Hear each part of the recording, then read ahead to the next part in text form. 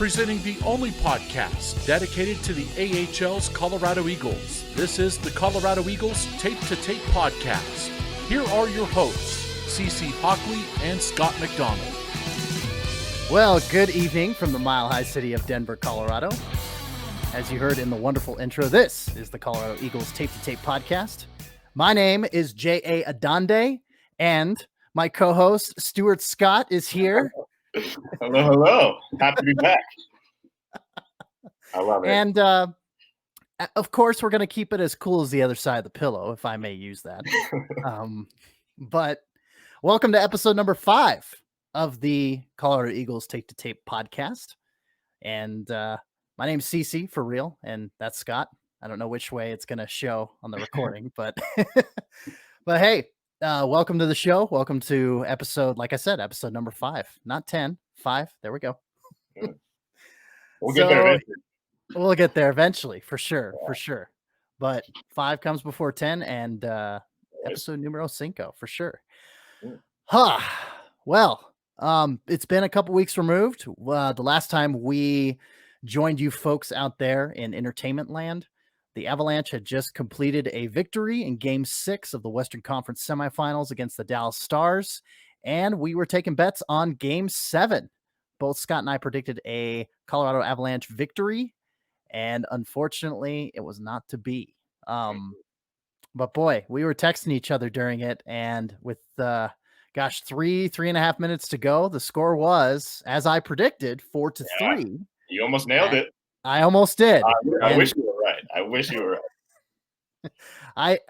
It would have been a lot easier to talk about for sure this episode about the Western Conference Final, but the Stars have punched their ticket and they are now heading to the Stanley Cup Final. They beat Vegas in 5 games, and noticed a lot of people saying that Colorado looked better than Vegas, which for what it's worth, I guess is a good consolation, but heartbreaking loss. Again, the Stars coming back from that 4-3 deficit with minutes to go, scored the game-tying goal just 15 seconds after that first goal.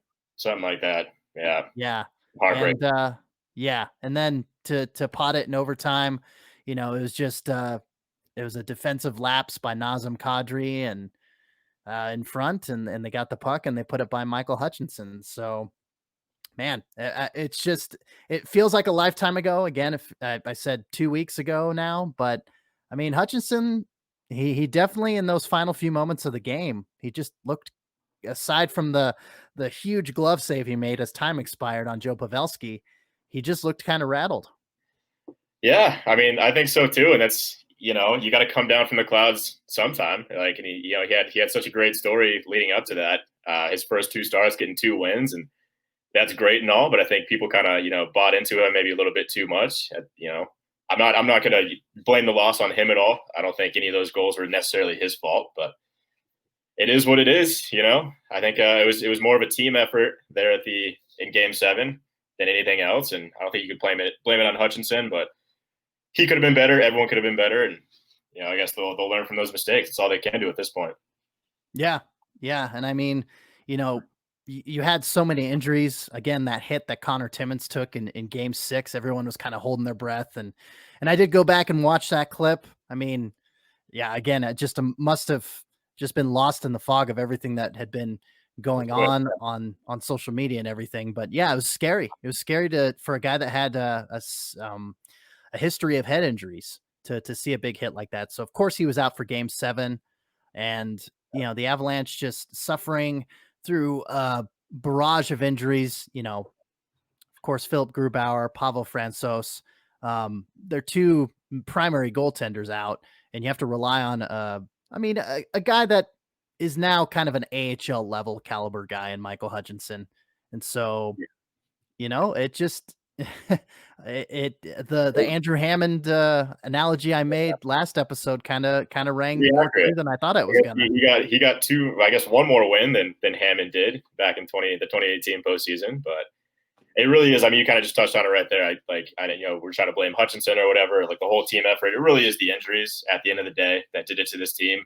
And after the post game Zoom in Game 7, obviously the guys were all rattled, and and down. But even, McKinnon touched on it, Randon touched on it, Coach Bednar touched on it, how if we had our team, I mean, this would have been our year. And, it sucks when you lose. Yeah, your number 2 goalies, that right there is just you're done for. When you have to rely on a third string AHL depth goalie to try to win you a Stanley Cup, it's just not going to happen. And then, losing some veteran guys like Matt Calvert, Eric Johnson on the back end, obviously that hurts. Connor Timmins looked great in his couple games he played, and then he went out. Your captain is gone for Game 7. Your leader, I mean, it was kind of just written in the stars, I guess, pun intended on that. Yeah, I get that. They'll have a few months to heal up, and they'll get back at it. Yeah. It was so close on so many levels.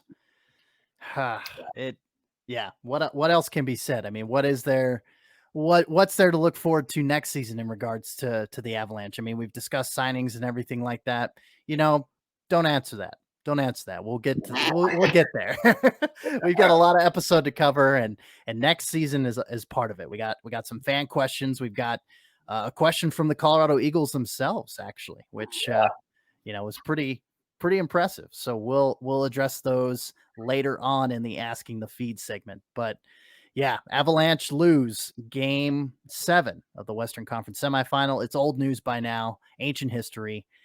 And Stars will play the winner of the Tampa Bay Lightning and New York Islanders. Game 6 is going to be tomorrow night, if I'm not mistaken. Correct. But we're recording this on Wednesday, so Game 6 is already going to be over. So, so I'll get my timeline straight here, and we'll just move on. So, Eagles news and notes. We'll focus more on the Colorado Eagles now. First and foremost, not surprising news coming on Saturday about forward Martin Kaut.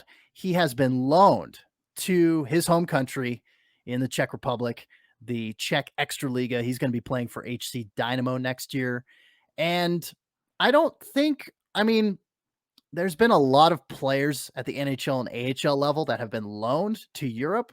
So for our listeners that may be a little confused, Scott, clear it up for him and calm them down a little bit so that nobody freaks out about Kaut going over to Europe.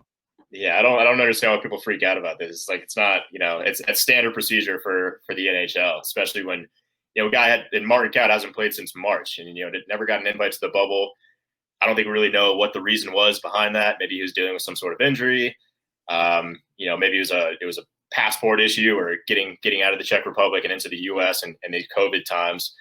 I guess we don't know the answer to that, but they told him to stay home in the Czech Republic and get as much practice as he could. And he's been practicing with HC Dynamo, his former club, and the one he just got loaned to again. So, he's been keeping his legs fresh, but nothing to freak out about. As soon as the AHL season starts, he'll get loaned right back to the Avalanche, and he'll be playing, maybe with the Avalanche, maybe with the Eagles. I guess we'll see. But yeah, it's nothing to be afraid of. Don't worry about it. Martin Kaut he's still an Avalanche, but this is actually really good for him. He's going to get, a lot of practice time with his former team, and they start their season a little bit earlier than the NHL will. So he'll get some game action in. And I think that's important for a guy that's as young as he is, and a guy that's a former first round pick that's hopefully going to be a key contributor for down the line for the Avalanche.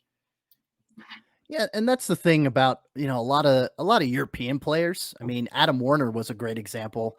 And that's why he wasn't on, I think, the Avalanche, is because of the fact that he was in Sweden. And, is that the truth? I'm not sure. It's just conjecture at this point. But from my educated guess, a lot of the players that have a European base, like that's their home. Mm-hmm. I'm gonna throw it out there that's probably why they didn't come over to Canada for the NHL playoffs, is because, Europe is already, and a lot of Europe is already kind of, I don't want to say past the COVID-19 pandemic stage, but they're definitely recovering better than certain areas of the world. And, the fact that, a lot of NHL and AHL talent, of course, is going over there, whether they have European ties or not. A lot of guys on entry-level deals have what's called a European assignment clause. And so the fact that they can go play in Europe with the NHL club's blessing, essentially, and not have to worry about that. I mean, it's happening even with guys on standard contracts. You know, they're being loaned to European clubs, NHL guys, AHL guys, and I've noticed a lot of ECHL guys too have just straight up signed with European clubs in hopes that, you know, they will be able to go back to the teams that have retained their ECHL rights, Lord willing, come the beginning of September or December rather. Yeah, no, I get it. In fact, yeah, standard procedure. I mean, it's nothing to freak out about. It's honestly, it's the best thing they possibly could do. It's either that or, you know, he could be, you know, just sitting in Loveland still, just doing nothing, you know, because they can't. I don't know exactly what the restrictions are there, but yeah, they're definitely doing much better than the U.S. is at this point. So he'll get to practice like he's playing professionally again, and he'll get, you know, his legs back under him. He'll get to play some games when those get going, if they get going. And I think it's the best thing he possibly could do to develop without having to develop with the Eagles. Right. Yep. Keeps the players fresh, keeps them sharp, you know, keeps them able to perform at the level that they're used to performing at. And, you know, you can only do so many workouts off the ice, you know, and not actually get out there and power skate and, you know, do drills and things like that. So yeah, like you keep saying, no cause for alarm. Kaut staying in the Czech Republic, going to be playing with HC Dynamo. Everything's good. Don't worry, Eagles country. He's still sticking around, but yeah, it's just at this point in the world, you know, atmosphere and everything, it's just kind of par for the course. So there's that. There was a signing. It's been about a month since, you know, the defensive announcements. The Eagles announced a line of defensemen throughout, you know, June and July, but they, in the first time in 5 months, they announced a forward re-signing or signing. And you bring back a guy that has performed well at the ECHL level, but they signed Joe Wegwerth to a 1-year, 2-way AHL contract. And yeah, they bring back another guy that, you know, if he continues to improve, he could be essentially called up by the Eagles if need be. But, you know, his stats last year for the Utah Grizzlies in the ECHL, he had 14 goals and 12 assists, 26 points total. Those stats came in 43 games played. So you're looking at about a half a point a game, which isn't too bad. But I think another telling factor is you got this forward that's not afraid to fight. He had 52 penalty minutes, which isn't an exorbitant amount of time in the sin bin, no pun intended, but he had 2 fights last season, so he's not afraid to drop the gloves. But yeah, I think that's an important, from just what I've gathered, it's an important kind of, you know, borderline first line, second line ECHL forward talent that the Eagles have retained. Yeah, no, I think it's you know, they're kind of lacking, like you just said, you know, a lot of defensemen were signing, you know, all in a big string there. But as of now, I guess including Wegwerth, they only have 9 forwards signed to a contract next year. So I think, you know, that's just bringing in, you know, some more depth there. And then I, like you just said right there too, I really like the physical contribution he brings. I mean, he's a big boy. He's like 6'3", 6'4", yeah, 30, 340, somewhere in there. He puts up points. Obviously, 14 goals. I think it was 6th on Utah, which is, you know, that's great. And then yeah, someone that's not afraid to mix it up in the corners is very, very important. And then, you know, we can go back to the Avs versus Dallas Stars series. I mean, Dallas was clearly the more physical team, and you know, that's kind of put on a premium, especially in the postseason. It's something that's very, very important. And obviously, I think, you know, physicality beats skill 9 times out of 10. So I think it's a smart move. I don't know how much time he's going to spend with the Eagles, but yeah, as of now, they only have 9 forwards, so he could be a solid 4th line guy for the Eagles whenever he needs to come in, when he comes in. And I think it's a smart move. I think the Eagles for sure went a little faster and smaller last year with some of their signings, and I think they played pretty well for the most part. But I think we're going to see some more physical, bigger guys coming in to help bolster that team for sure. Well, and I tell you, like their first season in the AHL, to get a guy like a Cale Kessie, who I got the chance to see in Idaho, and you know, he kind of, you know, did the CC before CC did it, coming from Idaho to play for the Colorado Eagles. A guy like a Cale Kessie that can score and kind of do everything, but is, definitely a tough power forward that has that grit and has that fighting ability. But is it Cody Bass? Is that who? Yes. Yeah. And to have a guy like a Cody Bass to be able to, you know, to also do the same things, to get in there, to muck it up, to, mix things up a little bit. Yeah, I did notice that last year, is that they didn't quite have one of those guys that could.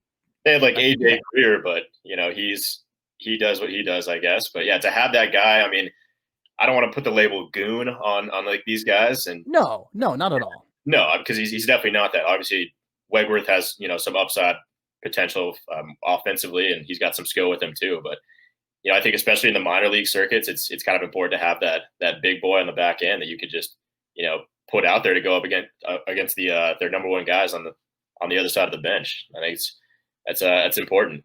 Even though it's like kind of fading out of style, I guess, and it's not as in vogue as it once was to be just have a team of bullies, but it's important to have at least one or two guys that can stick up for your team and that can be your fourth line guy to go against the first line of the other team.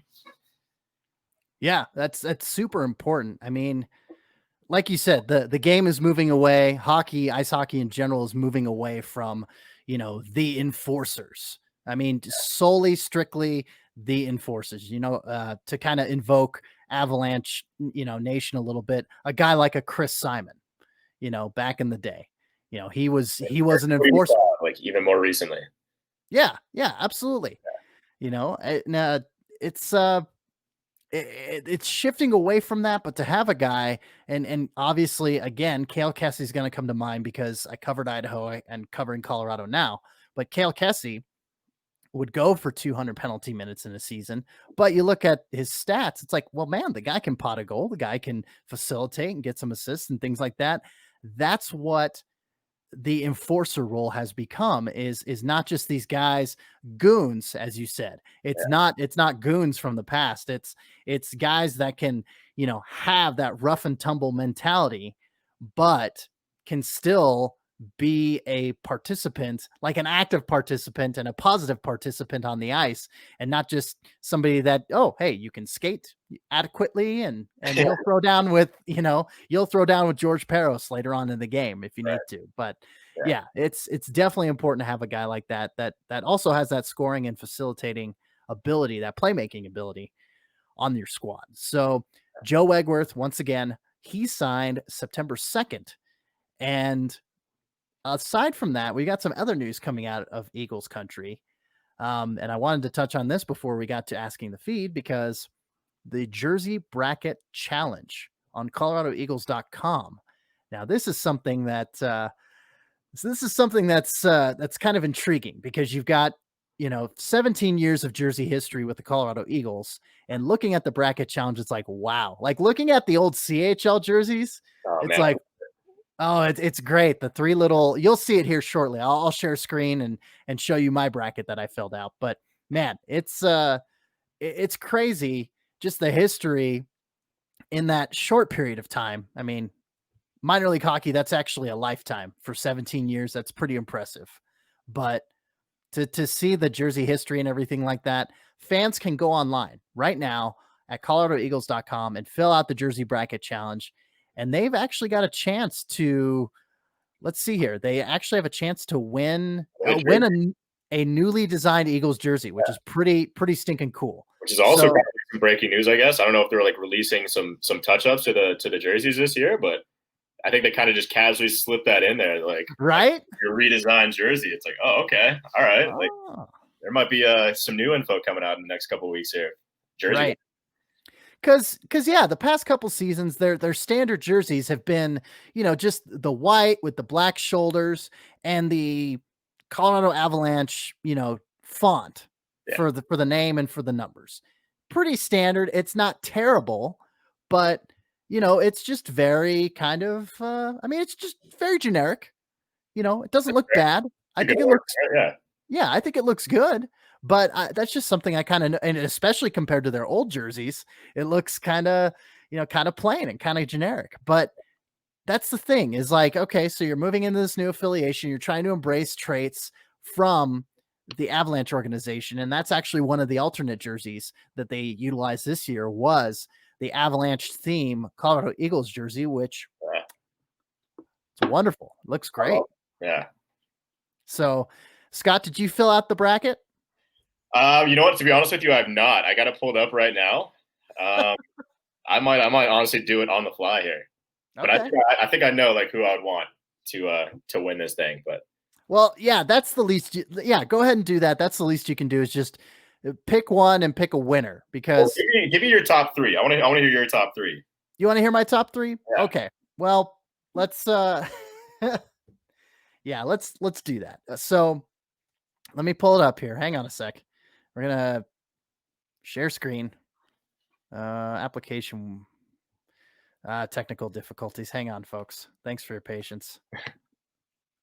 There we go. Okay, we're sharing. All right, here we go. So as you can see, right? I can see it. Yep. Okay, good. Yeah. So especially in the early years in the CHL, there's a number of jerseys that look rather similar. So you notice in the upper left-hand corner, the 03-04 light jersey, and then you go down to round 1, match 5, just a couple down, 03-04 dark jersey. And they had kind of similar jerseys. So my philosophy was like, okay, you've got, match 1, match 2, and match 5. They all have these old school kind of with the 3, eagle talon slashes coming up from the bottom of the jersey there. So you've got all those, and yeah, it's just a matter of kind of my philosophy of picking, and it's kind of hard to see, it's really hard to see as a matter of fact, because it's just so small a font. I went back to it. I'm like, oh yeah, that's really small. But if you look at match 6, right there, it's you see the Colorado Avalanche themed jersey right there, but in the bottom left-hand corner, you have the 17-18 last year in the ECHL, the blue with the yellow and red piping. That is the one that I picked for my number 1. The Avalanche one. What's that? That's your winner? That's my winner. Cool. It's okay. just it's a solid jersey, and it's just I would have gone with the Avalanche one, but it was just the fact that it was just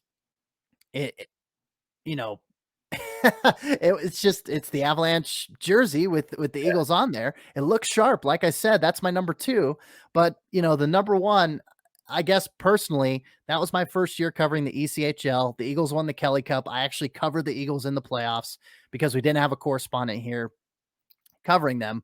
So yeah, it's just that's kind of what I went with, but you can check that image out at coloradoeagles.com. And you go to the fan zone sub menu there, and you'll see Jersey Bracket Challenge. It's on the main page, I think.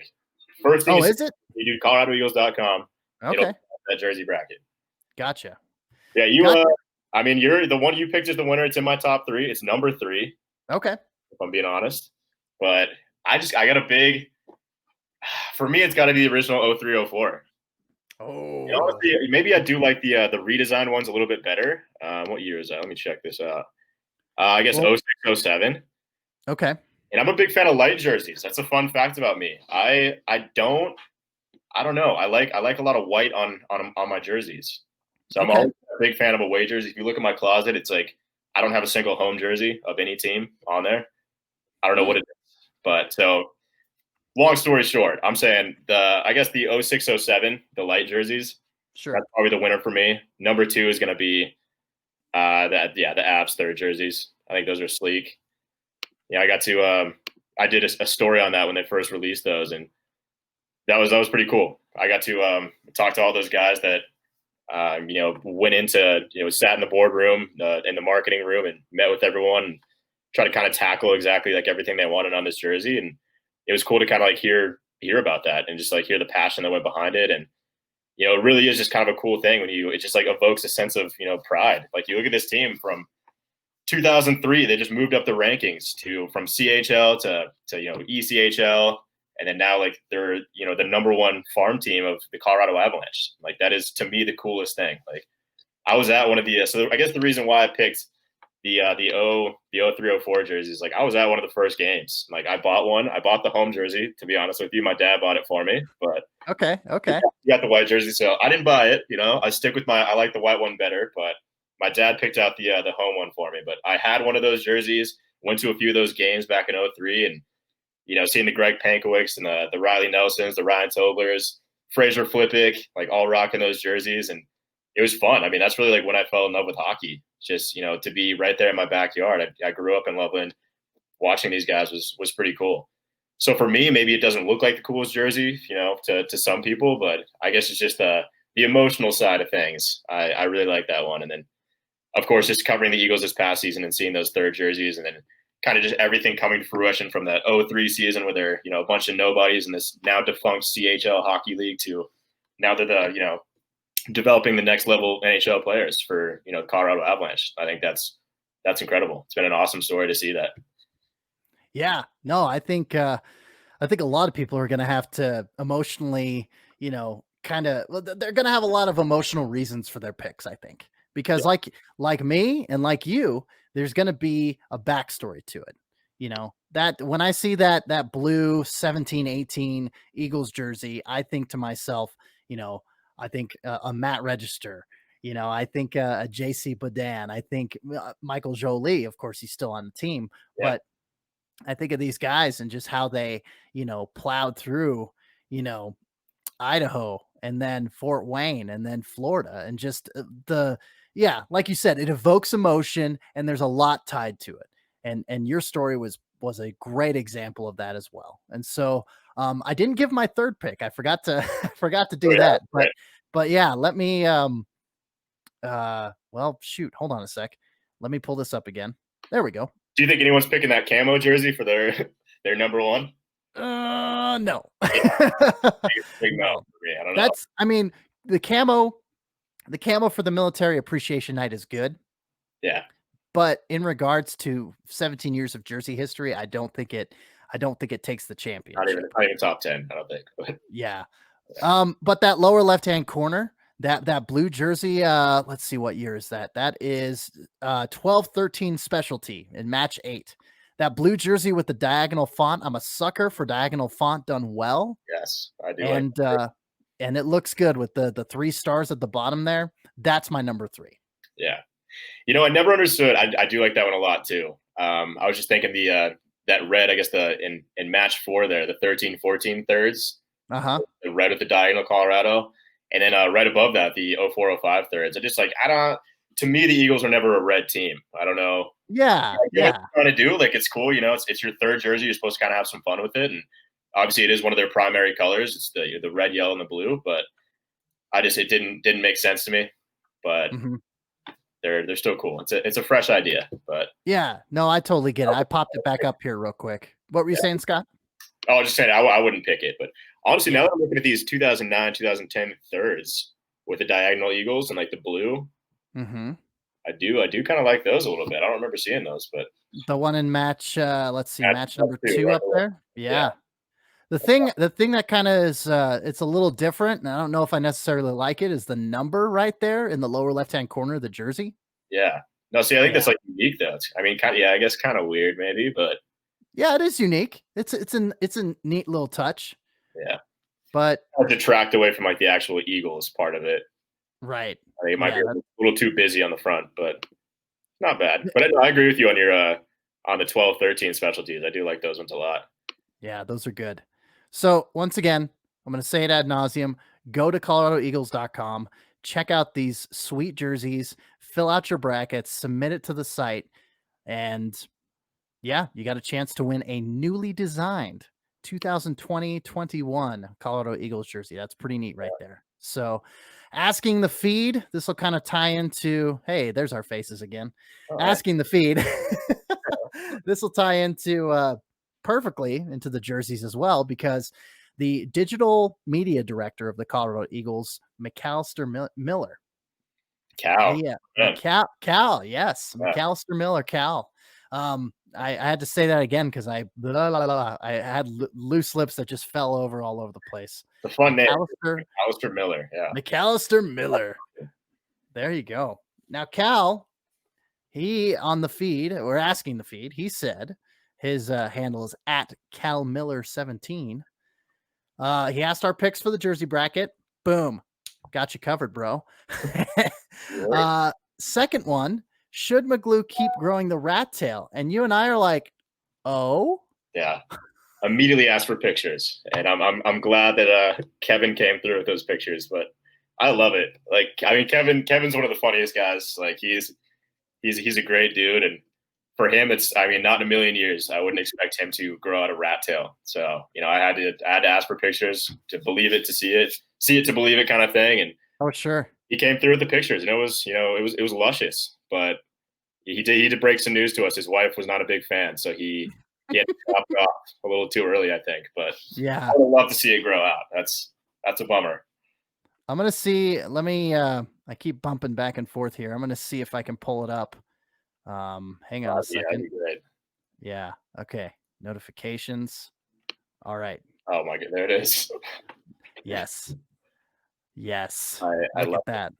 And I said, you had the beginnings of a Padawan braid there. That's really unfortunate to invoke Star Wars and boom. There we go. All its glory. Incredible. I'm gonna have to shoot Kevin a text and then see what the backstory is, why he decided to grow that out. I mean, right. I'm sure it's probably just a quarantine thing. We all some people grew their hair out, and some people shave, some people grow a beard. Like, I guess we all kind of had our own thing, but he went with a very unique route. Going to the rat tail. It's not something you see very often. No, I mean, not something that I knew from someone personally since sophomore year of high school. Yeah. So yeah, it was, and it was long. That was a long sucker. Yeah. But, yeah. I mean, incredible. Kevin McGlue with the rat tail. Who knew? Yeah. Hopefully we'll get to see it again. I mean, maybe he'll come around to his wife one of these days and they'll let her grow it out. But the off-season rat tail. Do we have a playoff rat tail that we're going for? Yeah, maybe that's a new thing for Eagles country. Who knows? Playoff beards, playoff mustaches. Let's go rat tails in Loveland. Why not? Right? I mean, I know he's not a popular figure around these parts, but Patrick Kane goes for the playoff mullet, which I think is it's pretty good flow when he decides to go business in the front and party in the back. So, but a playoff rat tail could be precedent setting. Oh, yeah. Whoa. My bad. That was loud. Okay, I'll try to turn that off. Ding. Sorry to the listeners. That was my mom, actually. So, hi, Mom. Thanks for Mom. Our episode 5 of our podcast. Appreciate that. She listens religiously, so she's going to hear that. But oh, well, good. I love you, Mom, but stop texting me. We're recording, Mom. Cut it out. All right. Next question from Cal. Last question. Have we seen the last of Logan O'Connor in Eagles country? I feel like we've addressed this. You did last episode. I think absolutely, or at least he should be. I think, I mean, we covered it a lot in the last episode, but I think he's just an incredible guy. I think since all season, I guess all 2 seasons he's been here, I think he plays on another level than a lot of those guys. And every time he's on the ice, he sticks out. Like, I love the edge he plays with. He's not afraid to go for the big guys, even though he's quite small himself. And, he's great on the defensive side of things. I think it's something the Avalanche need, and he'd be great on the fourth line for them. And, much cheaper alternative as well. And I mean, he's got a great story. It's hard not to love. He's the hometown kid, went to DU, won a national championship, was supposed to be the captain of the team the following season, but the Avs nabbed him and invited him to a development camp, and he won a spot outright. That's pretty awesome. I don't see how you don't cheer for the guy. And if you listen to the NBC broadcast, they're raving about the guy. But I just knew, I tweeted out a few times during the playoffs when NBC would shout him out. It's like, I mean, this is nothing new, to us in Eagles country. We saw it every single game, night in and night out. And off the ice, he's an awesome guy to talk to. He's a funny dude and just a great guy. Easy to cheer for. Love him. Yeah, not afraid to step up on the big stage either. I noticed that about him too in the times that I did watch him play. It's just like he's just out there with the big boys. He's hanging with them. So and he goes for him too. I mean, he went out. I think it was maybe game 6. He absolutely trucked Jamie Benn, his Dallas Stars captain. It's like, someone tell this kid is his 4th NHL game. Like, he's not supposed to go after the captain. Like, You can't do that. Like that's confidence. Like, I mean, you love to see it, and that play right there is like one of the reasons why I was like, I mean, he belongs to the NHL. Doesn't look lost out there. He's not afraid of anything. And, you know, even in the Stanley Cup playoffs, like unreal. So yeah, I think unfortunately we won't get to cover him too much in Loveland next year, but I mean, you should. It's for the best. You know, it's like good for him. He's making his NHL dreams come true. That's the point. I mean, when you're an AHL club and you've got a guy like, that's the development portion of it. You see the guys move up, and it's you love to see it. You love to see it. Absolutely love to see it. Yeah. Next question comes from Janae Lala Gal 1991 at Lala Gal 1991. Okay. Which free agents re-sign with the Eagles, please! Exclamation point. I appreciate the manners. That's really nice. Yes. So free agents re-sign with the Eagles. Obviously, the Eagles have a lot of announcements to make before the proposed December 4th start of the AHL season should, and when it should occur, I should say. But I mean, what are some free agents that haven't been signed that you think the Eagles are going to pick up? You know, I've been told like I think like the first week of October is going to be, you know, a big day. I think we're going to hear a lot of announcements being made, especially on the Eagles front and the AHL front. I think when the AHL postseason ends, and yeah, I guess the Eagles have a lot of work to do. You know, like I said earlier in the podcast, they only have 9 forwards signed right now. I think 10 defensemen, something like that, and a lot of those guys are kind of just depth signings for the Utah Grizzlies of the ECHL.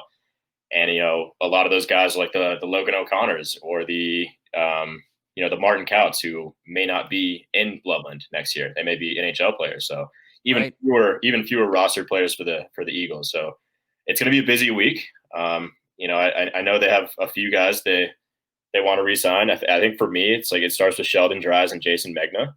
I think those are 2 guys. If they don't look for opportunities elsewhere, I think the Eagles would love to have them back. I think they're obviously great. Sheldon Dries led the team in goals, and he's a feisty guy too, kind of like Logan O'Connor. And Megna's just kind of a solid veteran presence. He's fast. He's big. He scores goals, and I mean they both had great opportunities here. You know, so I don't see why they wouldn't want to stay here unless they're kind of promised to compete for an NHL job elsewhere. But I mean they both got some NHL games this year, and you know did great. Well, had career years here, so I want to say those 2 are going to re-sign for sure. AJ Greer, he's another guy that you know, there's a big question mark there. I don't know if he re-signs. I think I don't think he's going to get an offer from the Avalanche. I think he might want to go try his luck elsewhere, but we'll see about that. I don't know who do you think? Like you got like guys like Eric Condra, Mark Alt. Do you think they bring back some of those veteran guys? You know, I don't see a whole lot of turnover. You know, for whatever reason, it could be, you know, the pandemic that's occurring or just the stability of the Colorado affiliation. I think, like you mentioned, a Condra and a Mark Alt. There you go. Almost called him Martin Alt. That's not his name. But yeah, I do think Condra and Alt both come back. I think that, gosh, it's like you said, you've got a number of guys on the cusp of graduating, if you will, to the Avalanche. And so to you know, to have all these forwards, you know, and to hear the rumblings of the first week in October, you know, it's probably they're probably going to retain a good number of those guys. And I think Condra and Alt do come back. I also think that they, like you said, I think that they might want to be in the market for a Cale Kessie type of player and a guy that is, you know, to come in and replace, you know, not replace, but, you know, to be that Cody Bass, to be that Cale Kessie from 18-19, because, you know, you need that kind of reality check for your opposition. I think the Eagles did a little bit of experimenting this season by not having that guy, but to shop that guy and to bring them into Loveland, I think it happens this year. Yeah, no, I think, yeah. You brought up a good point earlier on. I think, you know, maybe COVID has a lot to do with whether these guys want to stay or go. You know, maybe it's not worth moving, or with, you know, especially with how much like little money is going to be, on the table with these guys. Everyone's kind of everyone's taking pay cuts. Like, well, why would I want to like uproot my life? It's like I already got an apartment here, a house here, whatever it is, kind of establish my life here for a year. Like what's another year? And, I think these guys I talked to Condry. He's one of the first guys I talked to when I started covering the Eagles before the season started last year. And he told me he picked Loveland because it's just like a great place to raise a family. Right. I think that's kind of something that like Loveland's just a great place to kind of foster relationships, I think. And it's a nice, if you've been there, it's a nice little, I guess, quiet, quaint kind of town. And sure, I think a lot of people especially in these uncertain times, I think you're right. There'll probably a lot, not too much turnover. I think a lot of re-signings. We'll see, but I think AJ Greer is one of those guys who he might not come back. I think he feels kind of spurned a little bit by the Avs organization and might go try his luck elsewhere. We'll see. I wish him the best of luck, or maybe he comes back. Who knows? I would love to have him back. I think he's a great AHL guy, and I think he likes it here, and the fans obviously love him. But we'll see. It's his decision, I think, at the end of the day. What do you think about? I forgot this guy, Michael Jolie. Oh, I didn't. I was gonna mention him. He was actually in my brain. Yeah. I mentioned him earlier, but he's a fan favorite, obviously. But I say he stays. Yeah. I mean, he's been with the Eagles organization at the ECHL level and now at the AHL level. I think his spot is pretty well secured. Yeah. And that's why I didn't mention him, is because I just didn't think that it was kind of a no-brainer. I mean, you keep a guy like that around who's, going to be a good goal scoring fourth liner. Yeah. And it's. And I mean, he's a fan favorite for sure. Yeah. I'll say if you go to any given, Eagles home game, he's got probably the most jerseys speckled throughout the stands. And he's sure. Too. He's great. Mm-hmm. Yeah, for sure. I got to talk to him after the Eagles beat the Steelheads. They swept him in the second round of the Kelly Cup playoffs in 2018. He's a nice dude. So yeah, really cool. Yeah, that doesn't hurt either. Yeah. Okay. We are getting close to reaching our time limit, so we'll do the lightning round here for the three questions. 3 questions that Jake Benson has at Daddy Short Stroke. Daddy with 1D, Daddy, Daddy Short Stroke. Jake Benson. First, do you think there's a goalie change this offseason for the Avs? Scott? No. I think there's a lot of rumors going around, especially surrounding Matt Murray from the Penguins potentially coming over to the Avs, and that goes back to the trade deadline. Mm-hmm. Back in, I guess, was it February? I don't even know. Yep, it was February. There was definitely some rumblings back then, but I think they ended up locking up Francouz, and I think they got a pretty stable 1-2. But I guess I wouldn't be surprised if they maybe go for it. But you have to get rid of one of those guys. And right. I think they like Frankie. He's, the cheaper option of the two, and Matt Murray could be a starting goalie. So I think, a Grubauer trade would have to also work out. And I don't really know exactly what his contract is or what it is, or if anyone would really want him, what the market is for a Philip Grubauer these days. But I say the Avs stand pat for at least another season. I think Grubauer only has like 1 year left. So I want to say he probably they'll ride it out with him. I mean, he did okay. He did solid. I think the only thing that people care about is, he's his injury history, which is fair. Yeah, right. That it is what it is, but hopefully they get that figured out. But yeah, I think long answer. They stand pat in goal, despite the Matt Murray rumors. Yes. Yeah. It's if both of your starting goaltenders are healthy, the Avs are probably in the Western Conference Final, and who knows, they could be in the Stanley Cup Final. Yeah. But yeah, Grubauer, Francouz, it's a good 1-2 punch when both guys are healthy. Yeah, I agree. I think they stand pat. All right, second question. What's that? I said, if it ain't broke, don't fix it. There you go. Perfect. Yeah. Second question. Does Bowen Byram start for the Eagles next year, or do you think he's NHL ready? Okay. So I know we kind of touched on this a little bit in the last podcast, but he's not going to play in the AHL, I don't think ever.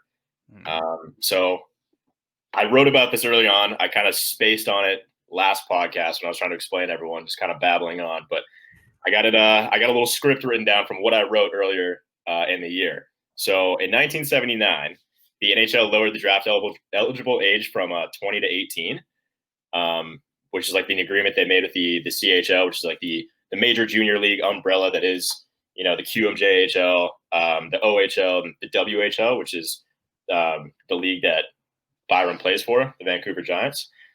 So I guess the idea was to try to keep the CHL teams competitive by, instead of creating a revolving door of just, these guys getting drafted, playing one season for the CHL teams and going straight back to the NHL, and kind of like leaves the CHL teams screwed a little bit.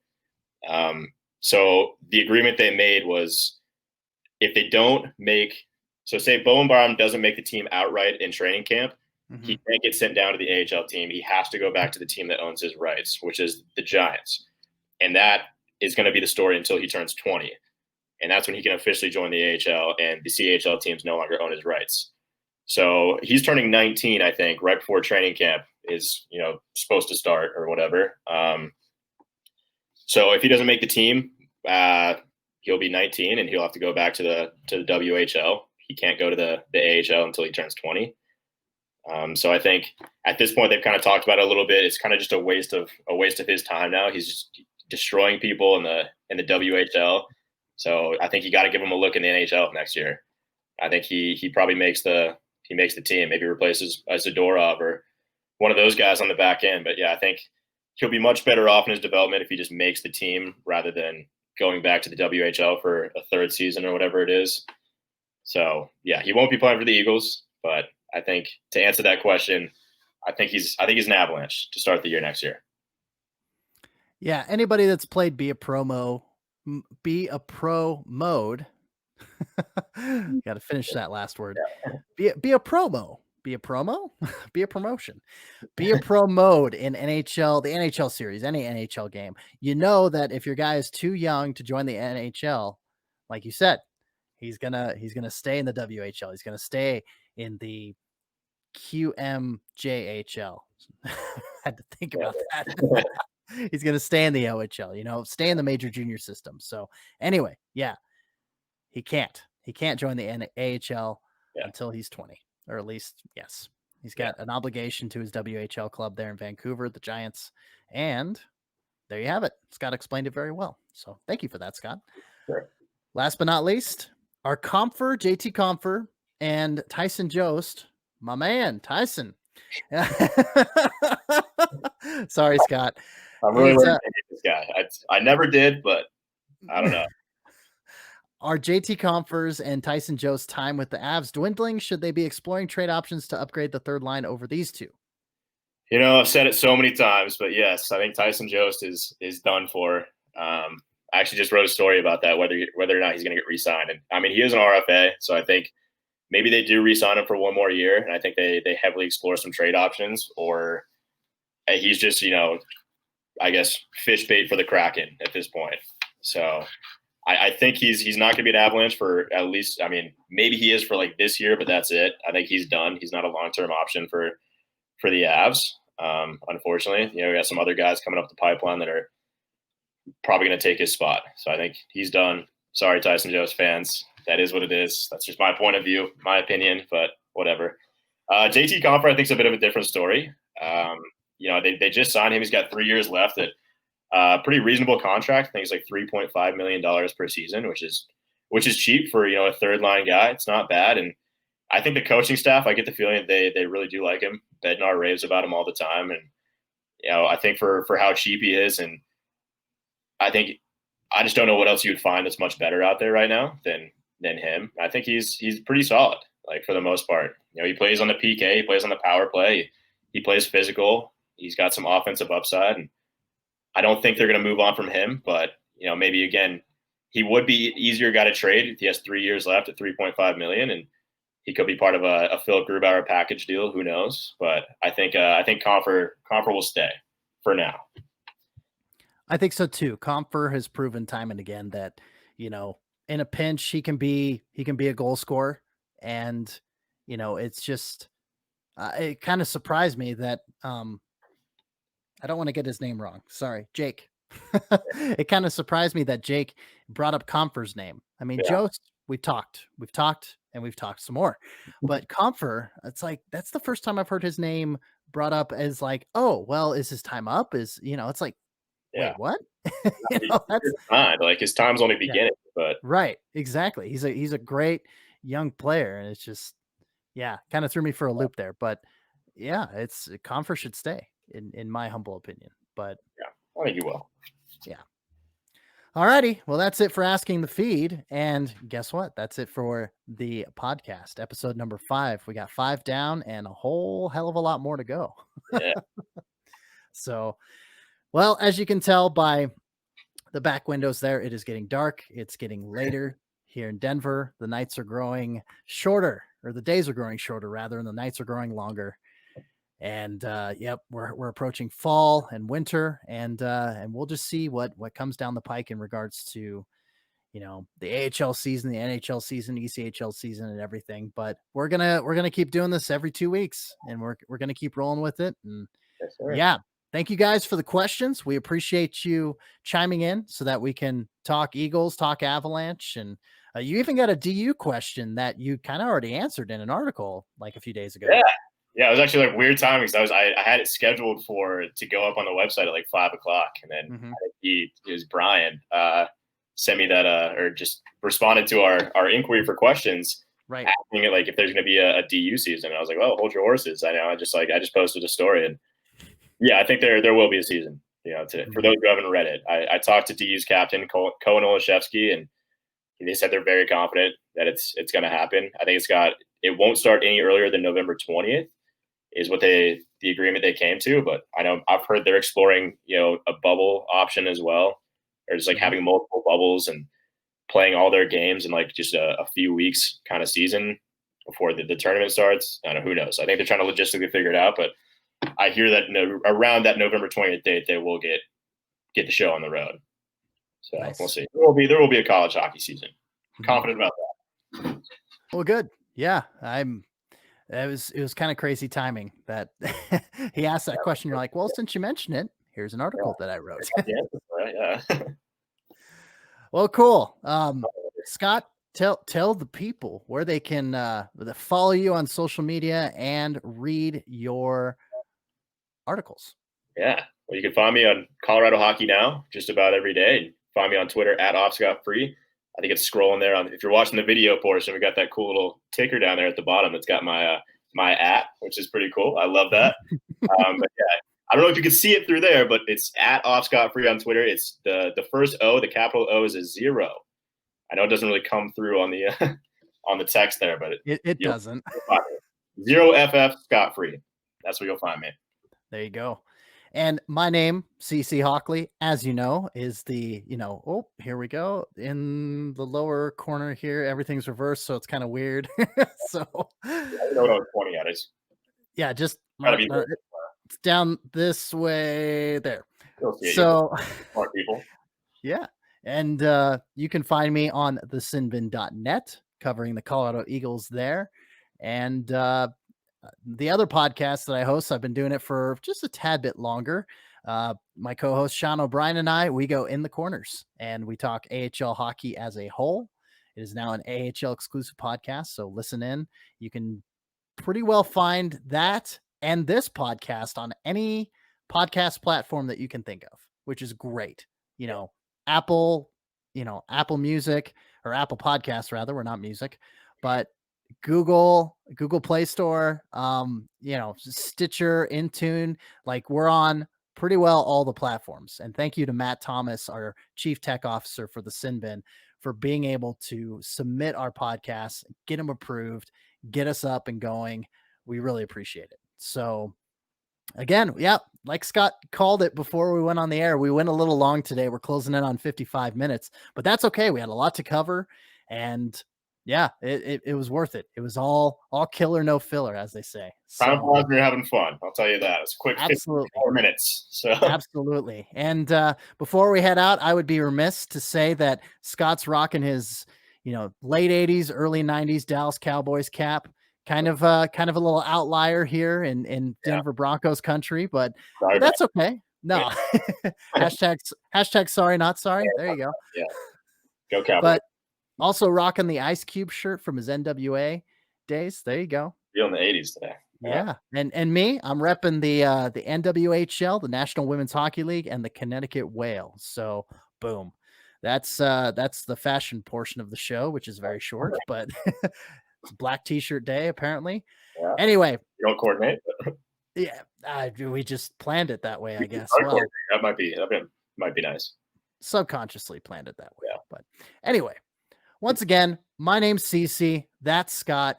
Thank you for tuning in, and catch us, like I said, catch us on the simbin.net, this podcast and YouTube. The video is going to be up there. And yeah, we will see you guys in a couple weeks. Thank you for tuning in, and have a great rest of your hockey season, whatever occurs between here and now. Take care. Adios. You've been listening to the Colorado Eagles Tape to Tape podcast. For the latest news on the Eagles, the American Hockey League, and the rest of minor league hockey, visit thesinbin.net or download the Sinbin app for Apple and Android devices.